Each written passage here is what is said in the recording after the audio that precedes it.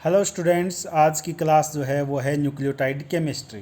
Nucleotide chemistry में क्या है कि आज अपन क्या पढ़ेंगे वो है न्यूक्लियोटाइड्स। न्यूक्लियोटाइड्स में क्या है कि ये बेसिकली तीन कंपोनेंट से मिलकर बनता है। एक नाइट्रोजनस बेस होता है, दूसरा एक शुगर मॉलिक्यूल्स होता है और एक फॉस्फेट होता है। तीन कंपोनेंट से मिलकर न्यूक्लियोटाइड्स बनता है, यानी कि न्यूक्लियोटाइड की स्ट्रक्चर्स के अंदर ये बेसिकली तीन कंपोनेंट होता है। फर्स्ट इज नाइट्रोजनस बेस इसको बोलते हैं, या सिंपली इसको बेस बोलते हैं, बेस, और we can write it as B. और दूसरा होता है एक शुगर होता है, शुगर मॉलिक्यूल्स जो कि राइबोज शुगर होता है ज़्यादातर। और तीसरा होता है एक मतलब फॉस्फेट मॉलिक्यूल्स पी।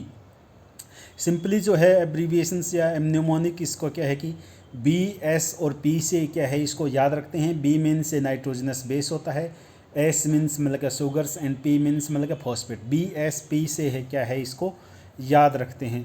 तो ये क्या है, न्यूक्लियोटाइड की जो स्ट्रक्चर्स के अंदर तीन बेसिक कंपोनेंट होते हैं। हम क्या है कि देखेंगे तीनों बेसिक कंपोनेंट में क्या है वो नेक्स्ट स्लाइड में। Nitrogenous base combines with sugars to form a nucleosides. जब एक नाइट्रोजनस बेस एक शुगर के मॉलिक्यूल से कंबाइंड होता है तो क्या बनाता है, this is known as nucleosides. इसको तो बोलते हैं न्यूक्लियोसाइड्स। और जब ये न्यूक्लियोसाइड्स एक फॉस्फेट के मॉलिक्यूल से कंबाइंड हो जाता है तो क्या बना लेता है, न्यूक्लियोटाइड्स। तो ये याद रखने वाली बात अपने ये है कि एक नाइट्रोजनस बेस और शुगर ये दोनों जब आपस में जुड़ते हैं या मिलते हैं तो क्या बनाते हैं, एक न्यूक्लियोसाइड बनाते हैं। और एक न्यूक्लियोसाइड से जब फॉस्फेट मॉलिक्यूल्स जुड़ जाता है तो क्या बना लेता है, एक न्यूक्लियोटाइड है। तो अगेन याद रखिए, न्यूक्लियोसाइड के अंदर सिर्फ दो कंपोनेंट हैं, एक बेस प्लस शुगर, यानी कि बी और एस। केवल न्यूक्लियोसाइड के अंदर केवल बी और एस है, जबकि न्यूक्लियोटाइड के अंदर तीन कंपोनेंट हैं। तीन में से दो का तो ये न्यूक्लियोसाइड्स और एक फॉस्फेट, यानी तीन कंपोनेंट से मिलकर न्यूक्लियोटाइड बनता है। तो न्यूक्लियोसाइड्स और न्यूक्लियोटाइड के अंदर एक मेजर डिफरेंस क्या है, वो ये है कि न्यूक्लियोसाइड्स के अंदर दो कंपोनेंट हैं और वो दोनों कंपोनेंट क्या हैं, एक बेस प्लस शुगर है। और न्यूक्लियोटाइड के अंदर तीन कंपोनेंट हैं और तीन कंपोनेंट क्या क्या हैं, एक नाइट्रोजनस बेस है, एक शुगर है और एक फॉस्फेट है। फिर क्या है, सबसे पहले अपन नाइट्रोजनस बेस क्या चीज़ होते हैं इसके बारे में पढ़ेंगे। नाइट्रोजनस बेसिस क्या होते हैं, बेसिस या नाइट्रोजनस बेस। नाइट्रोजनस बेस दो प्रकार के होते हैं, टू टाइप्स होते हैं। एक को तो बोलते हैं प्यूरिन्स और दूसरे को बोलते हैं पायरिमिडिन्स। दो ही प्रकार के होते हैं, एक प्यूरिन्स और दूसरे पायरिमिडिन्स। लेकिन मेजर प्यूरिन्स मतलब कि प्यूरिन्स भी कितने टाइप्स के होते हैं, मतलब कि प्यूरिन्स भी क्या है, दो टाइप के होते हैं, एक एडिनिन और दूसरा गुआनिन।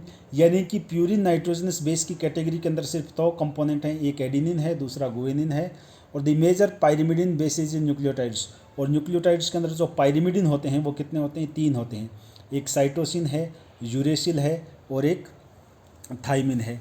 ये तीन कंपोनेंट क्या हैं, पायरिमिडिन होते हैं, और दो कंपोनेंट क्या होते हैं, प्यूरिन्स होते हैं।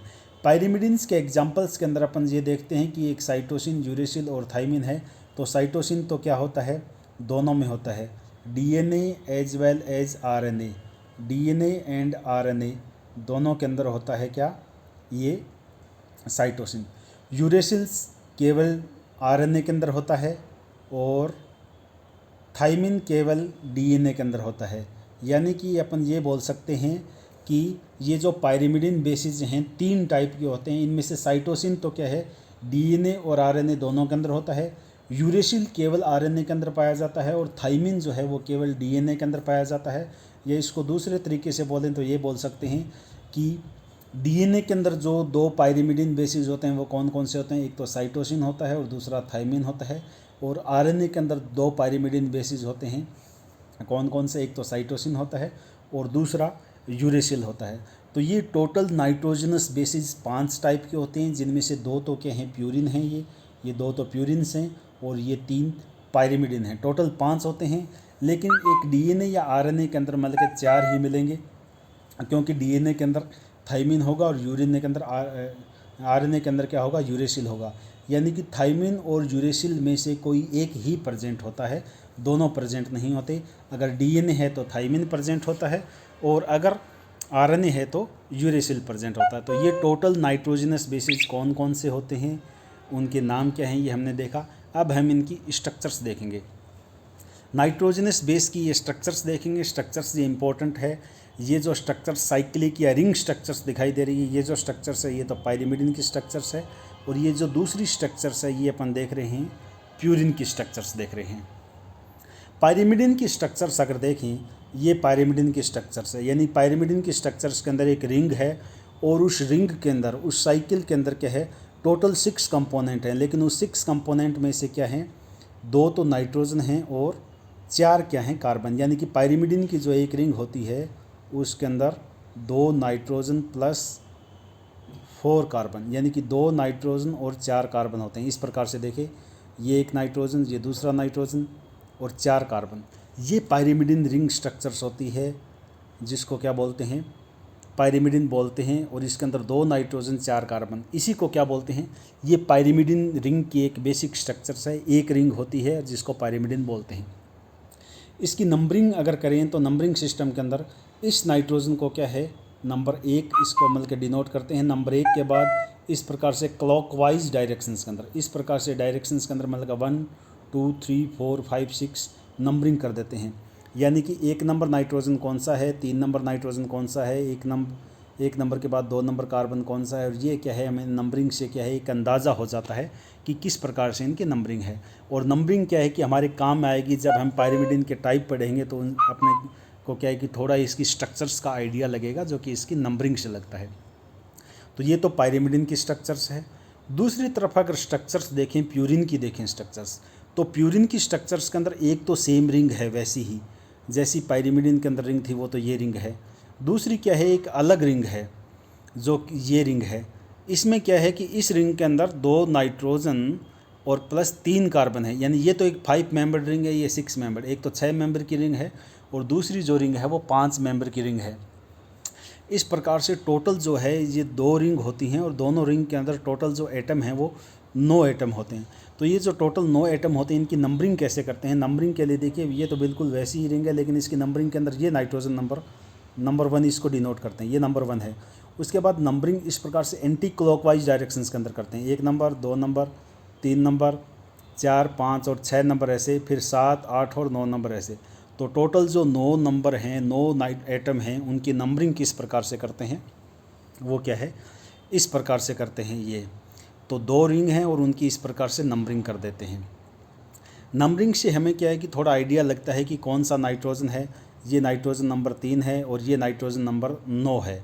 इसकी इस प्रकार से क्या एंटी क्लॉकवाइज डायरेक्शंस के अंदर मतलब का नंबरिंग है। तो क्या है कि हम देख सकते हैं, एक मेजर डिफरेंस देख सकते हैं कि पायरिमिडिन और प्यूरिन की स्ट्रक्चर्स के अंदर, कि पायरिमिडिन है उसके अंदर केवल एक सिंगल रिंग होती है, ओनली सिंगल रिंग, जबकि प्यूरिन्स क्या है, 2 रिंग से मिलकर बनती है, एक ये रिंग है और एक ये रिंग है। पायरिमिडिन इसके क्या है, इसके अल्फ़ाबेट्स तो क्या है, इसकी स्पेलिंग्स के अंदर ज़्यादा हैं, यानी कि नाम बड़ा है लेकिन रिंग क्या है, एक ही है। प्यूरिन्स का नाम तो है छोटा, लेकिन प्यूरिन्स का नाम छोटा है लेकिन फिर भी क्या है, इसकी स्ट्रक्चर्स थोड़ी बड़ी है, यानी कि इसके अंदर 2 रिंग हैं और मतलब का नंबर 9 तक नाइट्रोजन है।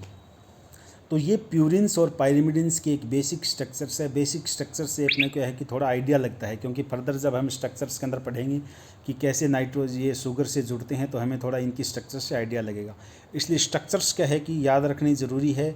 हमें आइडिया होना चाहिए कि कितने नाइट्रोजन हैं, कितने कार्बन होते हैं इनकी स्ट्रक्चर्स के अंदर, कितनी रिंग होती हैं। इससे क्या है कि अपने को थोड़ा आइडिया लगता है। फिर देखिए, प्यूरिन बेसिस हैं। प्यूरिन बेसिस के 2 एग्जाम्पल हमने बताए थे, एक तो होता है एडिनिन और दूसरा होता है गुइनिन। तो दोनों की स्ट्रक्चर्स के अंदर देखिए क्या डिफरेंस होता है। एडिनिन के अंदर क्या है कि पूरी की पूरी प्यूरिन की जो स्ट्रक्चर होता है वैसा ये, प्लस एक डेरिवेटिव एमिनो ग्रुप होता है जो कि 6 नंबर पोजीशन पर। तो इसका जो केमिकल नेम है एडिनिन का केमिकल नेम याद रखिए, उससे अपने को स्ट्रक्चर्स का आइडिया लग जाएगा कि एडिनिन क्या होता है, प्यूरिन डेरिवेटिव है, लेकिन किस प्रकार का, 6 एमिनो प्यूरिन, यानी कि 6 नंबर की पोजीशन पर एक एमिनो ग्रुप है और बाकी पूरी की पूरी प्यूरिन की बेसिक स्ट्रक्चर है। यानी कि 6 एमिनो प्यूरिन क्या होता है, 6 एमिनो प्यूरिन होता है एडिनिन। और इसी प्रकार से गुवेनिन क्या होता है, गुवेनिन होता है 2 एमिनो 6 ऑक्सीप्यूरिन। ये देखिए 2 नंबर पर एमिनो, तो 2 एमिनो एंड 6 ऑक्सी, 2 एमिनो 6 ऑक्सीप्यूरिन। इससे क्या है कि अपने को स्ट्रक्चर्स का थोड़ा आइडिया लग जाता है। यानी कि प्यूरिन बेसिस जो हैं 2 इम्पोर्टेंट, एक एडिनिन है, दूसरा गुवेनिन है। तो इनकी स्ट्रक्चर्स कैसे है, इनके केमिकल नेम अगर थोड़ा सा याद रखें तो आइडिया लग जाता है। एडिनिन तो होता है 6 एमिनो प्यूरिन और गुवेनिन होता है 2 एमिनो 6 ऑक्सी प्यूरिन। इससे थोड़ा स्ट्रक्चर्स का आइडिया लग जाता है। उसके बाद अपन ये पायरिमिडीन बेसिस हैं, 3 जो इम्पोर्टेंट पायरिमिडीन बेसिस हैं उनकी स्ट्रक्चर से है।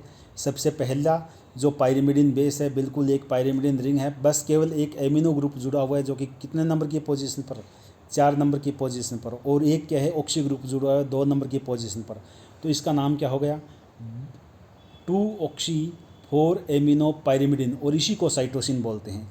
यानी कि साइटोसिन की स्ट्रक्चर्स के अंदर क्या होता है, पूरी पायरिमिडीन की रिंग है plus 2 oxy 4 amino, 2 oxy 4 amino pyrimidine, ये क्या होता है, साइटोसिन होता है। दूसरी स्ट्रक्चर्स अपन देखते हैं यूरेसिल की। यूरेसिल की स्ट्रक्चर्स के अंदर क्या होता है, इसका भी 4 जो ग्रुप है इसका ऑक्सीडेटिव डीएमिनेशन हो जाता है, यानी कि एमिनो ग्रुप रिमूव हो जाता है और ऑक्सीडेशन से यहाँ पर ऑक्सीजन आ जाती है। तो यानी कि साइटोसिन के ऑक्सीडेटिव डीएमिनेशन से एमिनो ग्रुप रिमूव करने से ये बन जाता है, इसी को यूरेसिल बोलते हैं। यानी कि इसका केमिकल नेम क्या हो जाएगा, इसका केमिकल नेम हो जाएगा 2,4 डाईऑक्सी पायरिमिडीन। 2,4 डाईऑक्सी पायरिमिडीन क्या है, एक क्या है, यूरेसिल है। इस यूरेसिल के बाद में ये क्या है, थाइमिन। थाइमिन की स्ट्रक्चर्स के अंदर क्या है, अगर इसको थोड़ा देखें तो 5 ग्रुप है, ये जो 5 नंबर की पोजीशन पर यहाँ पर मिथाइल ग्रुप जुड़ा हुआ है, ये मिथाइल ग्रुप है। ये जो मिथाइल ग्रुप जुड़ा हुआ है इसलिए इस क्या है कि इसको क्या बोलते हैं, 5 मिथाइल यूरेसिल भी बोलते हैं। दूसरा नेम है थाइमिन का 5 मिथाइल यूरेसिल। यानी कि यूरेसिल और थाइमिन की स्ट्रक्चर्स लगभग सेम है, केवल एक्स्ट्रा मिथाइल ग्रुप किसके अंदर होता है, थाइमिन के अंदर। थाइमिन्स मिथाइल ग्रुप, ये 5 नंबर की पोजीशन पर मिथाइल ग्रुप होता है। यानी कि इसका केमिकल नेम क्या है, 2,4 डाईऑक्सी 5 मिथाइल पायरिमिडीन। और थाइमिन का दूसरा नेम क्या होता है, 5 मिथाइल यूरेसिल। यानी कि 5 मिथाइल यूरेसिल को ही क्या बोलते हैं, थाइमिन। तो ये जो तीनों इंपॉर्टेंट जो मेजर जो पायरिमिडीन बेसिस हैं उनकी स्ट्रक्चर्स हो गई, एक साइटोसिन होता है, एक यूरेसिल होता है और एक थाइमिन होता है।